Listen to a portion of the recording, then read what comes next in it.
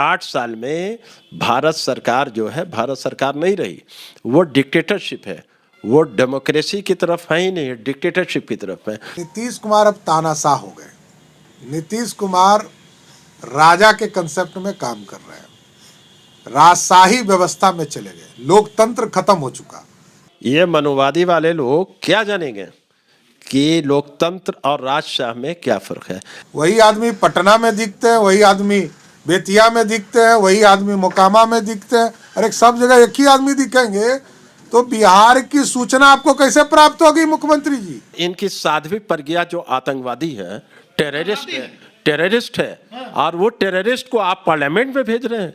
जो बम की अक्यूज है, जेल से छूटने के बाद आप ऐसे टेररिस्ट को आपने पार्लियामेंट में रखे हैं। राजा जिस वक्त बादशाही हुकूमत थी तो राजा हुक्म देता था कि मेरे खिलाफ कोई आवाज नहीं उठाए तो उसको फांसी दे दिया जाता था। मुख्यमंत्री जी अब सही में लगता है कि मुंजा पार्टी वाले ही मुख्यमंत्री रह गए। ये मनुवादी सरकार जो है कोई भी अपोजिशन लीडर को बोलने का हक नहीं दे रही है। जो बोलता है तो उसको सीबीआई, ईडी, इनकम टैक्स में फंसा दिया जाता है। बहुत दिन तक नीतीश कुमार को इन्होंने 15 साल तक बेवकूफ बनाया, घेर के रखा, काम करने नहीं दिया। आजिज हो के तब ने माननीय मुख्यमंत्री जी कहीं नहीं, देश में डेमोक्रेसी चाहिए तो महागठबंधन की तरफ बढ़े और महागठबंधन से हाथ मिटाया। बीजेपी वालों को तो पिकनिक ही लाएगी, बीजेपी वालों को पिकनिक ही लाएगी।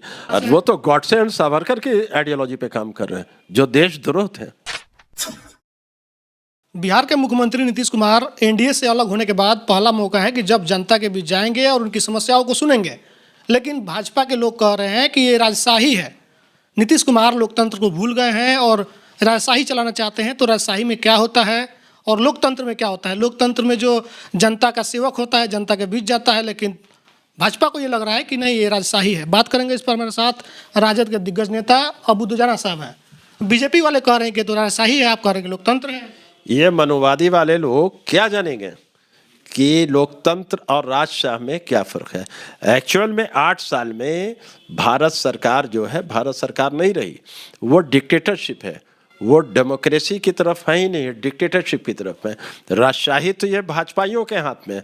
आप देखिए कोई भी लीडर्स, कोई भी इनका अपोजिशन आवाज उठाता है तो वो आवाज उठाता है तो उसको दबा देते हैं डिक्टेटरशिप, जिसको कहते हैं राजा जिस वक्त बादशाही हुकूमत थी तो राजा हुक्म देता था कि मेरे खिलाफ कोई आवाज नहीं उठाए तो उसको फांसी दे दिया जाता था।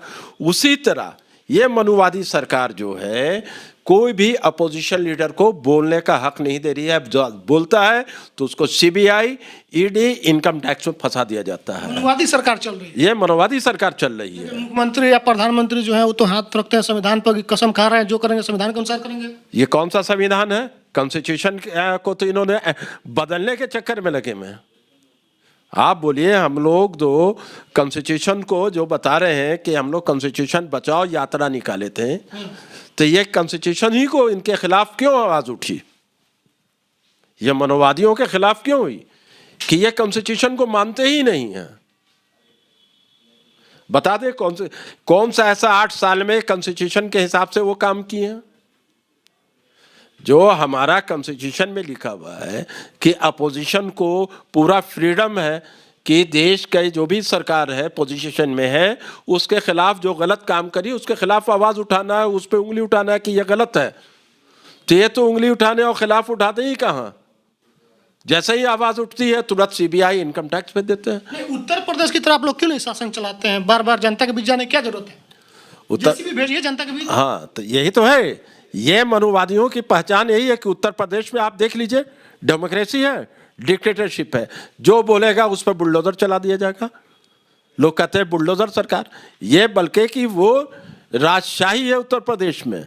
ये मनोवादियों की जहां जहां हुकूमत है वहां वहां राजशाही है, डेमोक्रेसी नहीं है।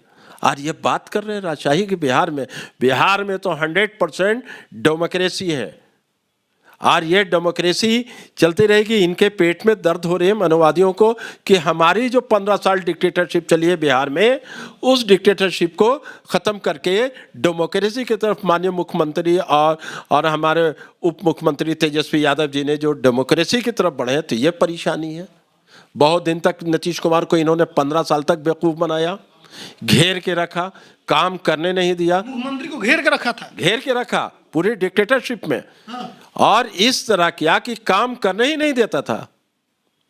आजिज हो के तब ने माननीय मुख्यमंत्री जी कहीं नहीं, देश में डेमोक्रेसी चाहिए, तो डेमोक्रेसी के लिए कौन है, तो महागठबंधन की तरफ बढ़े और महागठबंधन से हाथ मिटाया और हमारे मुख्यमंत्री को मुख्यमंत्री बने और भाजपा को उखाड़ फेंका गया बिहार से।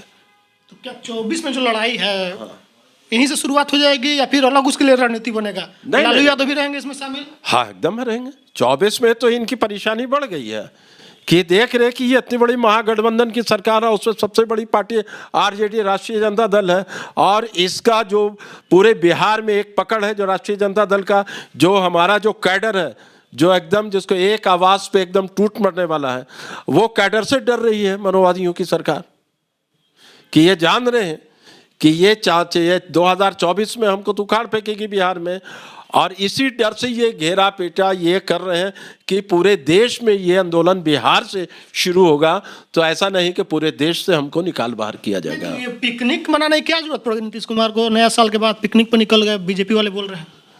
बीजेपी वालों को तो पिकनिक ही लगेगी, बीजेपी वालों को पिकनिक ही लगेगी। हमारा समाधान यात्रा पश्चिमी चंपारण से हमेशा शुरू हुआ है, गांधी की धरती है, गांधी भी वहां से शुरू किए थे। गांधी की जन्मभूमि से भी 2 लोग हैं देश के अंदर में। अरे वो तो देश के अंदर है, लेकिन गांधी की जन्मभूमि से है, लेकिन गांधी की आइडियोलॉजी पे नहीं काम कर रहे। किसकी आइडियोलॉजी पे चलते? वो भी तो वहीं से है, गुजरात से। वो तो गॉडसे एंड सावरकर की आइडियोलॉजी पे काम कर रहे हैं, जो देशद्रोह थे, और आज बोलते हैं कि हम देशभक्त।